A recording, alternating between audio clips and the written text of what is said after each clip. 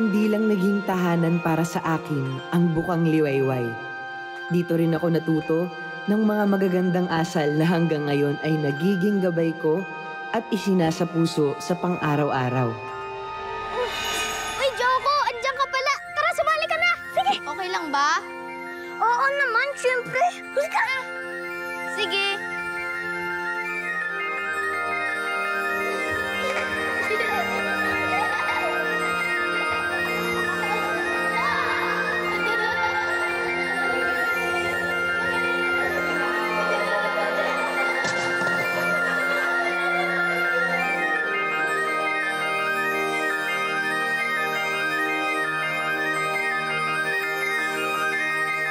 Unang sulyap ko pa lang sa Bukang Liwayway, magaan agad ang loob ko. Makulay, payak ang buhay, at masaya ang mga tao.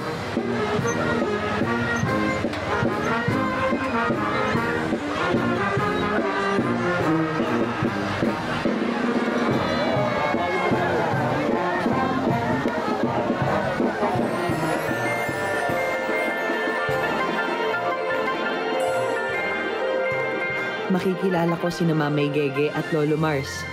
Sila ang nagparamdam sa akin na kahit hindi kami magkadugo, pamilya ang turing nila sa akin at kay Mama. Naging pangalawang tahanan ko ang Bukang Liwayway. Ganda! Hello! Gege!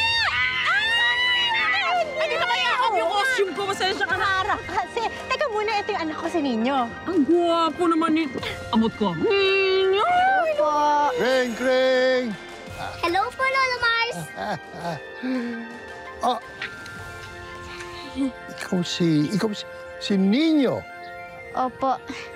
Hello po ulit, Lolo. Lola Mars. Pwede po bang Lolo Mars na din itawag sa inyo? Siyempre, okay na okay yun. At kinakakalak kitang makilala muli. Ako din po, Ninyo. Lolo Mars. Hi, Ninyo Kring Kring! Uy, Butchoy! Tara, sama ka sa amin, maglaro tayo! Sige, tara! Wow! Magkakasama na naman ang tatlong talunan. Pwede ba, Joko? Mars ka na! Ano, matapang ka na? Ha? May alam ako sa'yo! Diba? Palagi kang tumatay dyan sa shorts mo? Hanggang ngayon? Diba? Diba? Diba? Pero hindi naman lahat naging bukas ang puso para tanggapin kami sa Bukang Liwayway. Meron namang may panghuhusga at pangmamaliit. Yang babaeng yan ang ididemanda ko.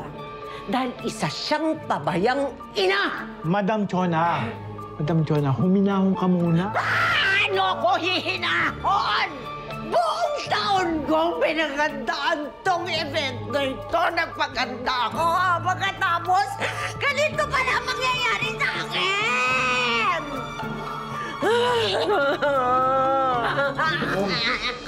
Magandang araw po sa inyo. Magandang araw, Lolo Mars. Lolo Mars, sinamang itsura ko. Dahil dyan sa batang paslit na yan. Tingnan mo naman yung kaaway mo. Bata. Tayo mga matatanda. Tayo ang dapat makapag-unawa ng tao.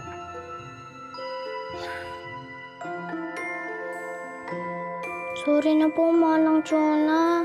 Pero dahil na rin sa pagtanggap sa amin ni na Lolo Mars at Mamay Gege, naging masaya ang buhay namin ng Mama Gloria ko. Sa murang isip ko noon, ang ganda-ganda ng buhay sa Bukang Liwayway. Na ang buhay ay isang simpleng laro lamang. Ang galing naman, Gege. Magandang idea ito, ha? May libreng pakanta pa habang kumakain kami. Oo, tama. Ngayon na nangyaring gato dito sa atin, di ba? Tama!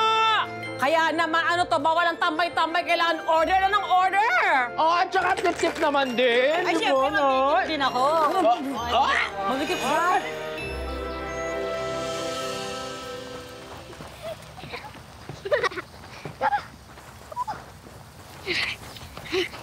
Ano ba yan? Ang papagal niyo naman! Sandali! Sandali! Pahinga muna tayo. Hingal na ako eh. Grabe ka, Kring Kring. Daig mo pa kami. Mahina lang talaga kayo. Eh di ikaw na malakas. Si Butchiri naman malakas. Malakas ka nga! Hanggang sa tumambad sa akin ang tunay na dahilan kung bakit kami nasa bukang liwayway. Tatay ng anak mo. Naku, magulo pa. Ayoko na munang pag-usapan yan. Basta nandito kami ngayon dahil kailangan namin siyang layuan. Ay, siya nga pala. May isa pa kasi kong problema. Ano yun?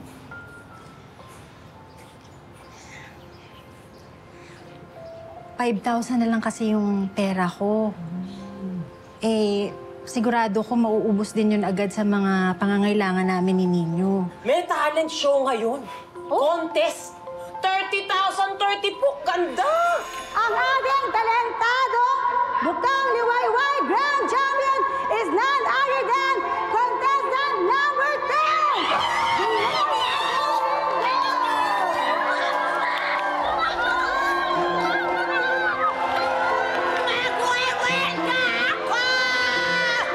Pwede manalo itong babaeng to. Hindi naman siya sa Bukang Liwayway. Sa totoo lang, Bali, wala naman sa akin kung sino sa aming dalawa'y mas magaling. Ang habol ko lang naman doon yung premyo. Kasi kailangan ko ng pera para sa pag-aaral nito, si Ninyo, tsaka mga pangangailangan niya. Mama, okay lang po yan. Ang importante, magkasama naman tayong dalawa. Hindi ba, Ma? Noong una, akala ko malalagpasan pa namin ang problema.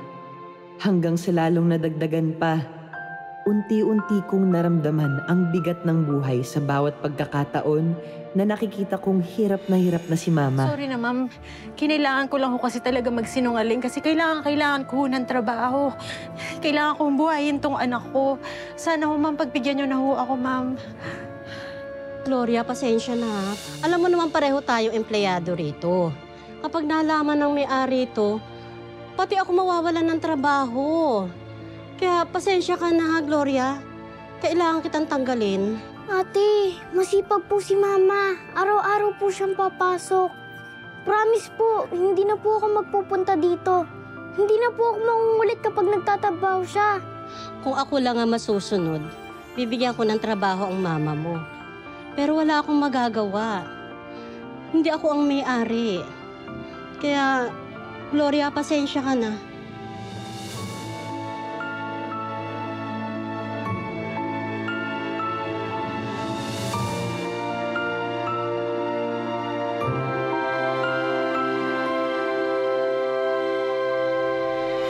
Basta, ang ibig sabihin, triple. Kunyari, 10 piso ilalagay nyo, magiging 30 ka agad yun. Oo, basta sigurado kikita kami dyan, ha? Oo, kunyari, 60 gusto mo. Totoo yan, times Marie? 3 yan. Yung 10 piso ko, magiging 30? Oo naman. Baka naman niloloko mo lang kami, Marie. Bakit yun naman kayo lolokoy? Nang tagal-tagal nyo na akong kilala, hindi naman ako ganon. Kailangan, bigyan nyo ako ng sako-sakong bigas. Tapos yun, yung kita, triple agad. Kasi nga, mayroon akong buyer, okay? Na pag binigyan niya ako ng isang sakong bigas, bibili niya kaagad yun. Triple agad. Ay, balik ang pera sa inyo. Uy, pasensya na kayo, napaaga yung pagkuha ko ng mga bigas niyo. Eh, kasi nga, nagmamadali yung buyer ko. Eh, ayos lang yun, Marie, para hindi sayang ang oras. Oo nga, para makabalik din ako kaagad, dala ko yung pera niyo. May hinahanap po kasi akong tao, eh. Eh, baka lang mo kilala nyo. Naloko kasi ako nun, eh. Anong pangalan? Marie. Marie? Buksan niyo. Marie! Nagkagin ito! Nakamukhang walang tao sa loob! Tignan niyo mabuti. Paano natin mababawi yung mga pera natin?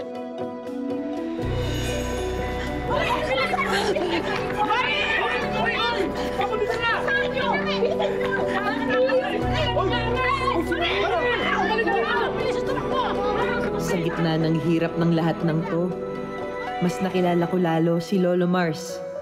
At siya ang unang nagturo sa akin sa kahalagahan ng dasal at pananampalataya. Sana mahali si Ate Marie. Diyos ko. Eh, ano pong gagawin namin, Lolo Mars? Eh, nilipas na yung pera at mga bigas at nakalak na yung bahay. Alam nyo, baka naman pwede na magdasal kayo. Humingi kayo ng gabay sa ating Panginoon. Baka nakakalimutan kayo. Dasal, Lolo Mars. Natuto akong kumapit sa Diyos dahil na rin kay Lolo Mars. At sa bukang liwayway ko, unang natagpuan ang pag-asa. At ang paniniwala na kahit gaano man kahirap ang buhay, kumapit lang tayo sa Panginoon at hindi niya tayo pababayaan.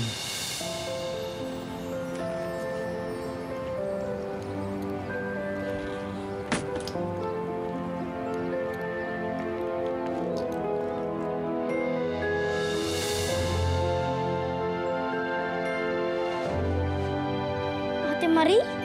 Kaya nagkaroon ako ng lakas ng loob na harapin ang problema at tulungan si Mama sa abot ng aking makakaya.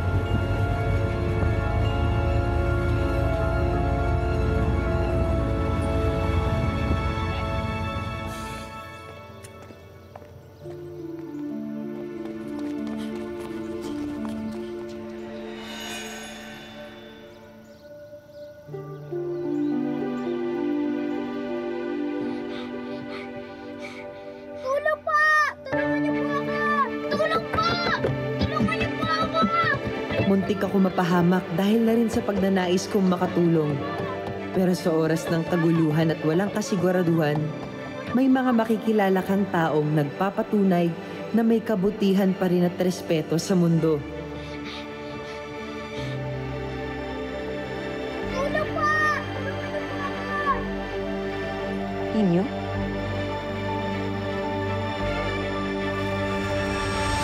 Sinungaling ka! Asan yung mga kasama mo? Sinungaling ka! Asan yung mga kasama mo? Ninyo! Ate Marie, tulungan niyo po ako! Tulungan niyo po ako! Nasaan yung mga kasama mo? Ginagawa mo dito! Nasaan yung mga kasama mo? Sabihin mo sa akin! Huwag mong saktan yung bata!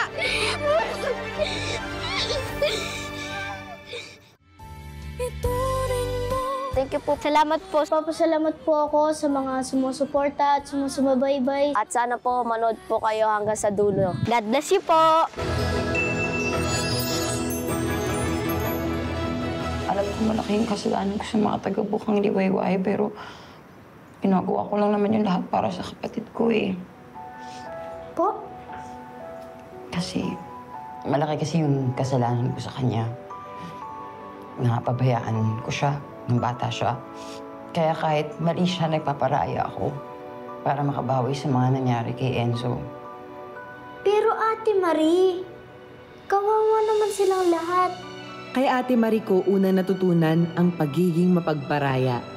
Nainuna niya ang kapakanan ng ibang tao, ng mga mahal niya sa buhay, kaysa sa kanyang mga pansariling pangangailangan at kapakanan.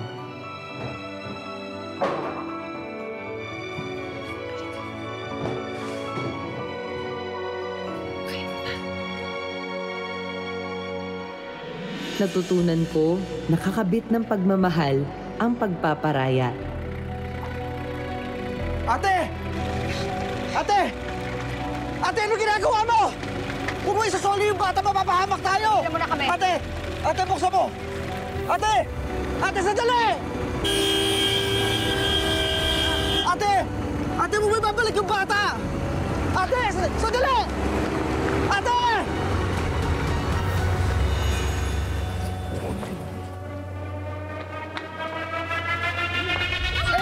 Enzo! Enzo! Huwag! Enzo, bitawan mo yung bata! Baka wala niyo yung ate ko! O hindi masasaktan tong bata na to! Enzo, maawa ka sa bata. Tama na. Sumuko na tayo, Enzo. Ate, mapapahama ka na nga. Itong bata pa rin iniisip mo.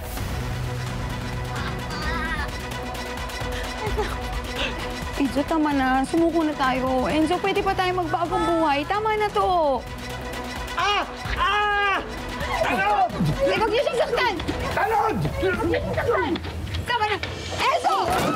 Enzo! Enzo, sana balang araw mapatawad mo ko ng tuluyan.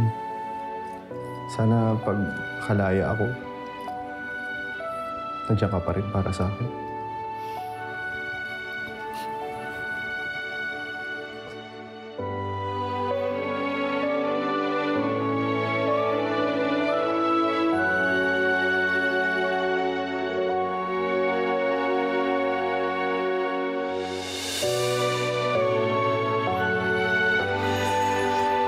Ge.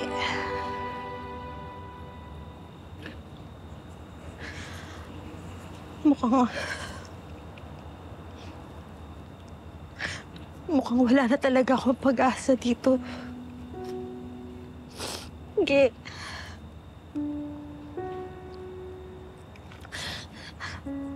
Sana maintindihan mo yung desisyon ko, ah.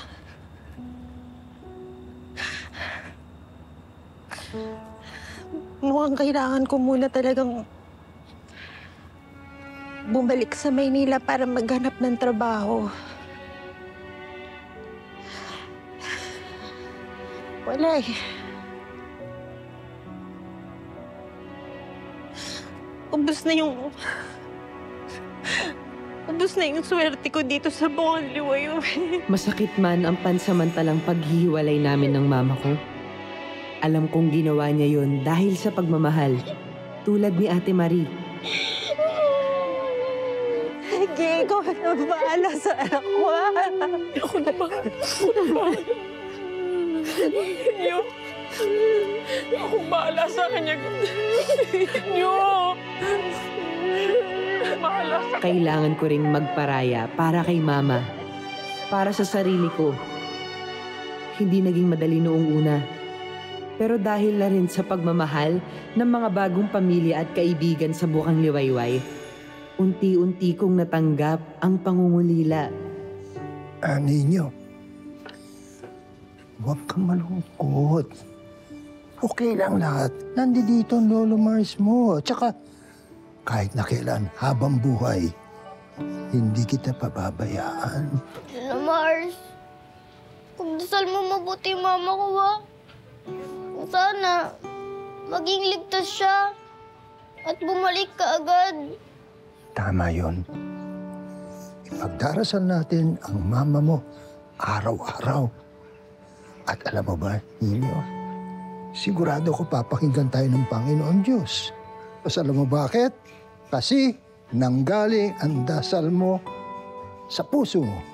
At ang pinakamahalaga sa lahat, mas lalong tumibay ang aking paniniwala sa Diyos.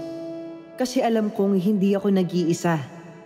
Kaya pinili ko pa rin kumapit sa pag-asa na balang araw babalik si Mama at magkikita kaming muli.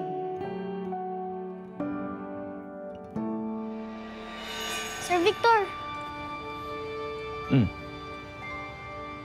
Ninyo, tama? Opo. Narinig ko po kasi yung usapan niyo kanina ni Lolo Mars. Alam ko po yung nararamdaman niyo. Paano mo nasabi na iintindihan mo yung nararamdaman ko? Parehas po kasi tayo. Wala na rin po yung mga magulang ko. Bakit patay na rin sila? Yung papa ko po nasa ibang bansa, sabi ni Mama. Mama ko naman po, iniwan muna ako dito sa Bukang Liwayway. Pero kagaya niyo po, nalulungkot po ako na wala sila. Ninyo.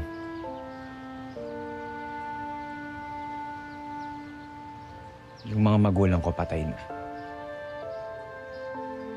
Wala po sa dugo ang pamilya.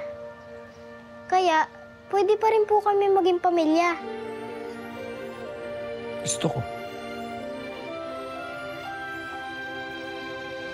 Pero, kuya na lang. Kuya Victor. Okay? Sige po, Kuya Victor.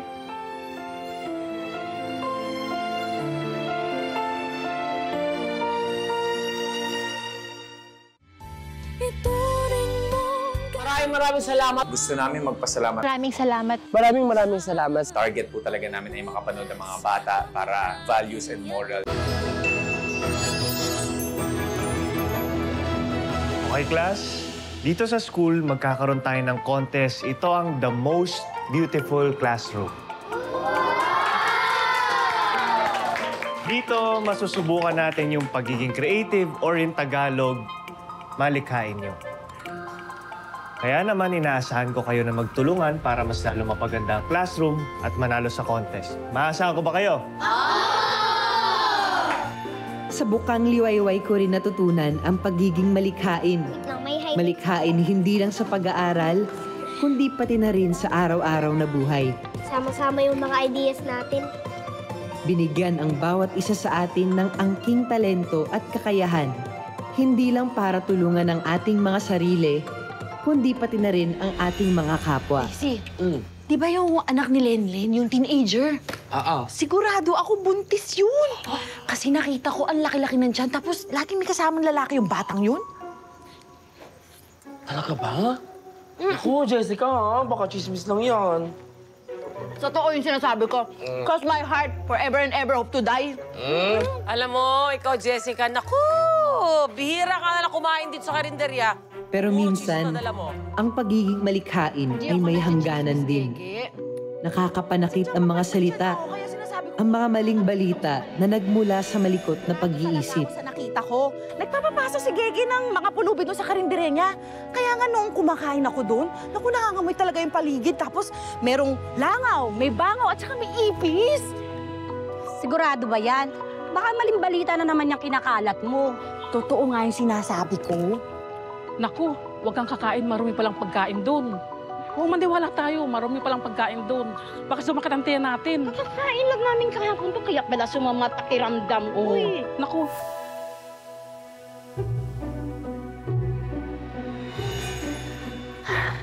Gusto ko lang naman ho na mag-ingat tayong lahat. Hindi sa sinasiraan ko si Madam, ha? Pero may nalaman kasi ako. Bakit? Anong meron kay Madam? Nalaman ko kasi na mangkukulam pala si Madam Jonah. Hindi nga. Paano mo nasabi yun? Ito nakita ko siya, bumili siya ng manika. Tapos, sigurado ako, gagamitin niya yun sa pangkukulam niya. Ay, nako. Hi! Makakulamin ako nito ni Madam Chong. Ano? Meron. Bakit? Oh, kamusta na kayo? Ha? Sa Madam Jonah. Kakaiba. Madam, may tatanong ako. Ano yun? May gusto sanang ipakulam eh. Magkano ba magpakulam sa'yo? Ako? Mangkukulam? Nasa itsura ko ba ang isang mangkukulam? Tara na.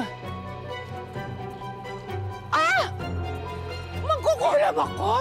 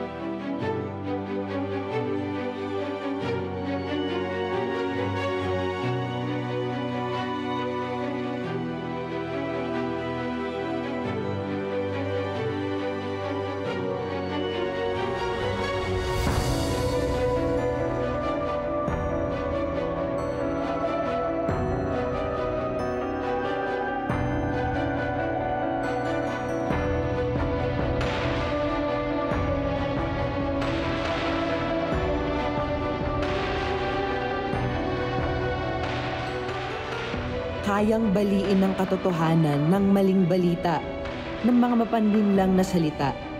Hindi lang pala baril at bala ang nakakapanakit. Ito yung malas. Ninyong malas, ninyong malas, ninyong malas, ninyong malas.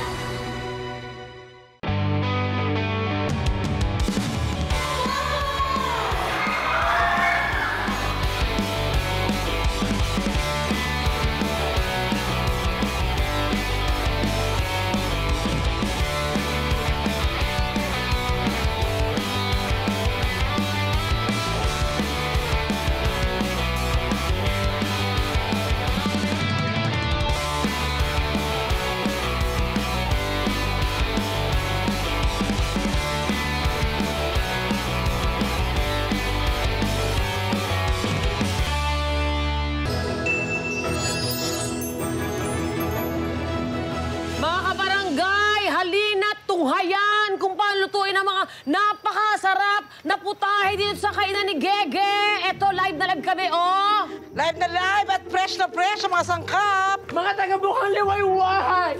Tunghayan nyo kung paano namin lutuin yung specialty namin, no? Ang sarap-sarap niyan, malinis pa yan. Oo, malinis, masarap, at binuburan ng pagmamahal. At pag-aalaga. Kuya, manood na kayo, mga pogi. Manood na kayo. Sige na, oo pa. Nako, kuya, wag ka nang mahiya. Alam mo naman yung chismis, di ba? Tara na. Sige, Nako, tingnan lang natin. Kuya, tingnan nyo na lang. Kung daga talaga yung nilalagay namin dyan. Ay, nako, sinasabi ko sa'yo. Oh, baboy. Hindi totoo yun, ha? Uulitin ko, masarap, malinis, pak na pak, bet na bet, pak bet. Pero sinigang ang niluluto ko. O, dali na. Hindi po ako mangkukulam. Hindi po totoo yan. Opo. Sa mga kamag-anak mo. Mangkukulam ba si Madam Chona? Hindi! Mabait ba si Madam Chona? Pero sa huli, kapag nasa katotohanan ka, wala kang dapat ipangamba dahil ang katotohanan, kailanman ay matatalo ang kamalian at kasinungalingan. Pasensya na ho kayo at kinailangan ko ho kayong ipatawag ng agaran. Gusto ko lang hong i-settle ang issue na ito. Ma'am, wala akong kasalanan ng anak ko.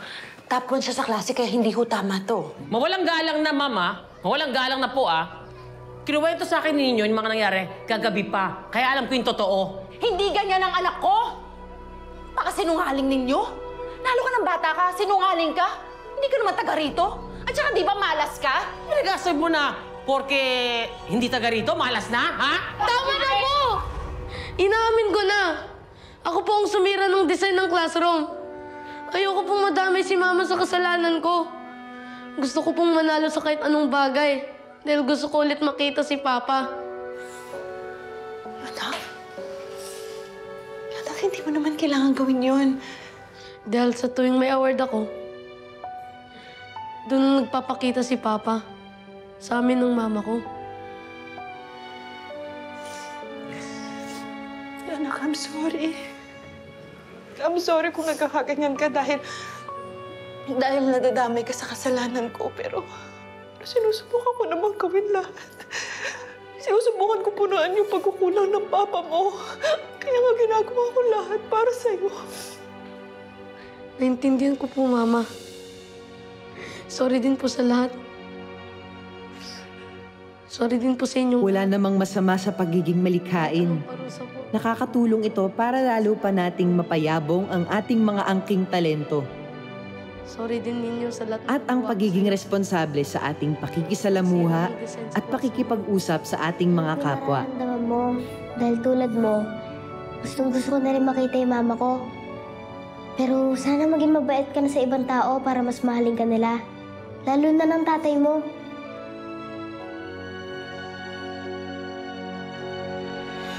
Mga kaliwayway! Ako ay humihingi ng tawad sa inyong lahat sa mga nagawa ko. Lalo na sa pagkakalat ko ng chismis na ikinasira ng ilan sa mga relasyon at magkakaibigan nyo dito. Taos-puso po ako humihingi ng tawad sa inyong lahat. Jessica, Vance, naway mahanap niyo ang kapayapaan sa inyong mga puso. Sa kabila ng masasabi nating lahat na nangyari sa buhay ninyo. Salamat po, Lolo Mars. Sorry po ulit sa lahat ng mga nagawa ko dito sa Bukang Liwayway.